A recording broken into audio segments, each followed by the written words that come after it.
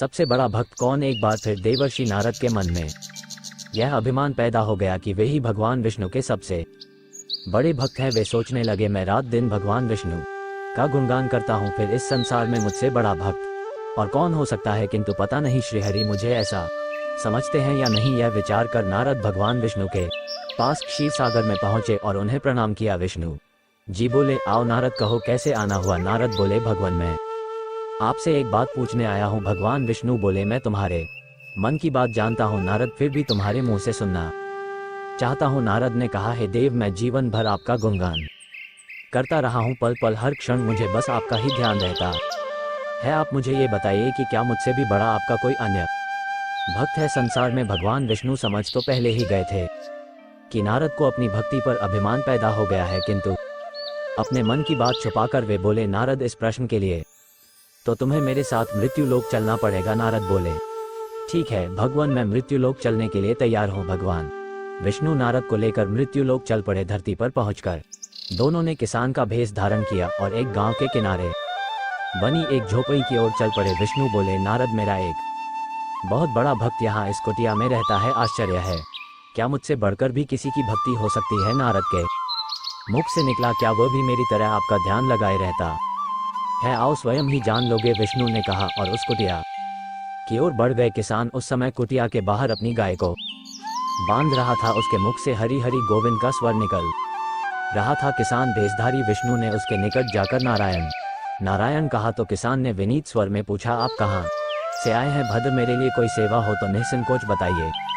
किसान वेशधारी भगवान विष्णु ने कहा, हम नगर जा रहे हैं, पर अंधेरा घिरने लगा है, वन में जंगली पशुओं का डर है, इसलिए रात भर आश्रय चाहते हैं। किसान ने प्रसन्न भाव से कहा, मेरी कुटिया में आपका स्वागत है भद्र, और जो रखा सूखा घर में है आपके लिए हाजिर है। भगवान ने मुझे आप लोगों की सेवा करने का अवसर दिया है, बड़ी कृपा हुई उनकी। बाहर दालान ने एक खटिया पर दोनों को बिठाकर किसान अंदर गया और अपनी पत्नी से कहा, देवी, दो अतिथि आए हैं। किसान की पत्नी उस समय अपने बच्चों को भोजन परोस रही थी। धीरे से आटे का बर्तन देखती हुई बोली, घर में इतना सा ही आटा है और ये बच्चे और भोजन मांग रहे हैं। किसान बोला, कोई बात नहीं, हम अतिथियों को भरपेट भोजन कराएंगे, तुम बच्चों को आज कांजी बनाकर पिला देना। नारद और भगवान विष्णु ने उन दोनों का सारा वार्तालाप सुना, फिर भी परीक्षा के लिए भोजन की थाली पर बैठ गए। जब दोनों भरपेट भोजन कर चुके तो नारद सोचने लगे, ये सीधा साधा गृहस्थ भगवान का सबसे बड़ा भक्त कैसे हो सकता है। उधर श्रीहरि ने किसान से और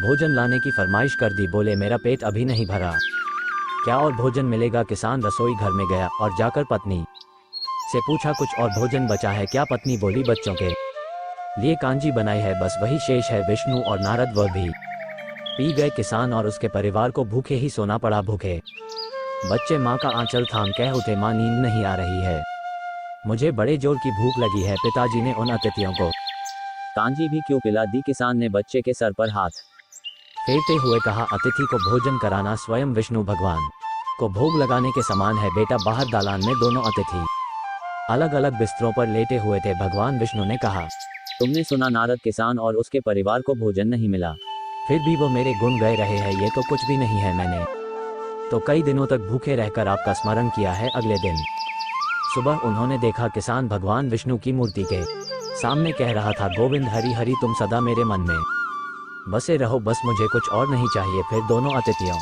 से बोला, हरि की बड़ी कृपा है, वही जग का रखवाला है, प्रभु की दया से रात को कोई कष्ट तो नहीं हुआ। जब तक आपका जी चाहे तब तक आप दोनों यहाँ रहे, मैं खेत पर जा रहा हूँ।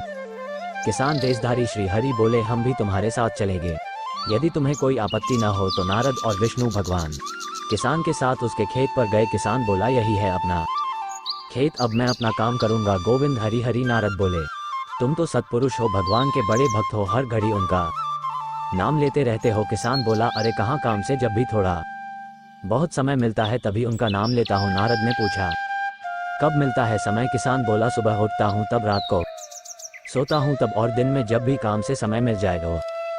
समझा? नारद के मुख से निकला। दोनों जब किसान से विदा लेकर चले तो नारद ने व्यंग्यात्मक स्वर में कहा, आपने सुना, भगवान वो सुबह शाम 2 बार ही आपका स्मरण करता है, जबकि मैं हर समय ध्यान करता हूँ, फिर भी आप उसे महान भक्त बताते हैं। नारद की बात सुनकर श्रीहरि चुप रहे, किंतु मन ही मन उन्होंने कहा, कारण भी जान जाओगे। नारद विष्णु ने एक कलश को तेल से लबालब भरकर नारद को दे दिया और बोले, नारद, इसे अपने सिर पर रखकर बिना हाथ लगाए सामने वाली पहाड़ी तक ले चलो। ध्यान रहे इस कलश में रखे तेल की एक बूंद भी जमीन पर गिरने न पाए। नारद बोले, ये कार्य सहज तो नहीं है। ये कहकर नारद ने कलश सिर पर रख लिया और पहाड़ी की ओर चल दिए। नारद पहाड़ी तक गए और लौट आए। विष्णु बोले, लौट आए? नारद, ठीक है, अब ये बताओ कि इतनी दूर जाने और आने में तुमने कितनी बार मेरा स्मरण किया है? नारद बोले, एक बार भी नहीं भगवान, करता भी कैसे? मेरा सारा ध्यान तो तेल और कलश की तरफ लगा हुआ था। श्रीहरि बोले, तब तुम ही सोचो, वह किसान दिन भर कठिन परिश्रम करता है, फिर भी 2-4 बार मेरा स्मरण जरूर करता है और तुम एक बार भी मेरा स्मरण नहीं कर पाए। विष्णु की बात सुनकर नारद के आंखें खुल गई। वह श्रीहरि के चरणों में गिरकर बोले, मान गया प्रभु, जो संसार के झंझटों में रहकर भी आपका स्मरण करते हैं वे ही सबसे बड़े भक्त हैं।